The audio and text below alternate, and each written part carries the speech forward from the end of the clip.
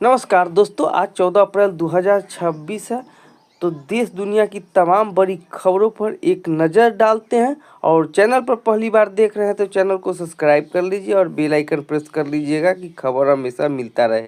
बिहार में नई सरकार के गठन को लेकर तैयारी तेज हो गई है। शपथ ग्रहण समारोह के लेकर सचिव गोपाल मीना ने सोमवार को पटना डीएम, एसपी और एसएसपी सीनियर अधिकारियों की बैठक बुलाई है। नोएडा में सोमवार को फैक्ट्री कर्मचारियों ने हिंसक प्रदर्शन किया। 9 अप्रैल से सैलरी बढ़ाने की मांग को लेकर आंदोलन कर रहे सैकड़ों कर्मचारी हाथ में डंडे लाठी लेकर सड़कों पर उतर आए। कर्मचारियों ने अलग अलग इलाकों में 50 से ज्यादा फैक्ट्रियों पर पथराव तोड़फोड़ की।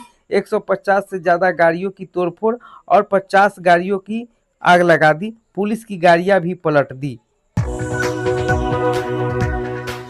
अमेरिका के राष्ट्रपति डोनाल्ड ट्रंप की ओर से लगाई गई ईरान समुद्री नाकाबंदी शुरू कर दी गई है। यह भारतीय समय अनुसार 7:30 बजे होगा। अमेरिका समय अनुसार 10 बजे से लागू हुआ है। इस फैसले के तहत जो भी जहाज हॉर्मुज स्ट्रेट से जो पार करने की कोशिश करेगा उसे रोककर जांच की जाएगी। खास तौर पर उन जहाजों पर नजर रखी जाएगी जिन्होंने ईरान का टोल दिया है।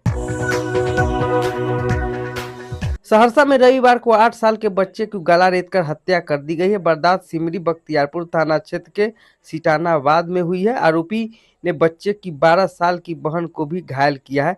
मृतक की पहचान सिटानाबाद दक्षिणी पंचायत के पठान टोला वार्ड नंबर 7 के निवासी मोइजुद्दीन के बेटे ओवेश 8 साल के रूप में हुई है। दरभंगा में पति, पत्नी और 3 महीने के बच्चे जिंदा जलने से मौत हो गई। हादसा तब हुआ जब पत्नी खाना बनाने के लिए किचन में गई। उसने गैस ऑन किया और माचिस जलाई।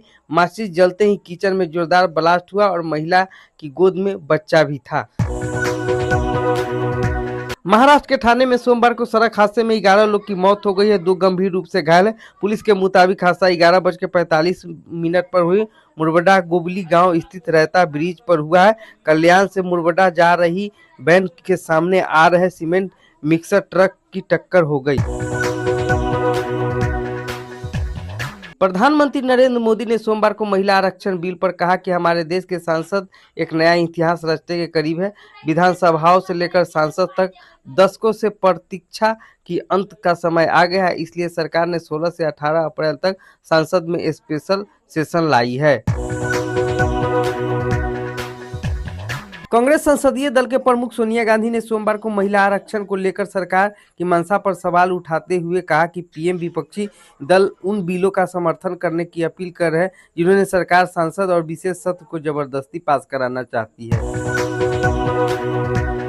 गृह मंत्री अमित शाह ने सोमवार को पश्चिम बंगाल के वीरभूमि जनसभा संबोधन के दौरान टीएमसी सरकार पर भ्रष्टाचार का आरोप लगाते हुए उन्होंने कहा है कि कैश फॉर कावेरी 26,000 शिक्षक की भर्ती, गाय तस्करी और पीएम आवास में टीएमसी ने घोटाला किए। इन घोटालों में बंगाल की जनता का 5,000 करोड़ रुपए गायब हो गए। हमारी सरकार बनती है तो हम टीएमसी पर का पाई का हिसाब लेंगे। 13 अप्रैल को सेंसेक्स ने 703 अंक गिरावट के साथ 76,848 पर बंद हुआ। निफ्टी भी 208 अंक गिरावट रही जिसे ये 23,843 पर बंद हुआ। अमेरिका इजराइल ईरान में चल रही जंग के बीच सोने चांदी की कीमत में गिरावट है। India Boolean and jeweller association के मुताबिक 1 किलो चांदी 2953 रुपये घटकर 2,37,000 रुपये पर आ गए हैं। 10 अप्रैल को 2,40,000 रुपये पे थी। वही 10 ग्राम 24 कैरेट सोना 316 रुपये घटकर 1,50,011 रुपये पर आ गए हैं।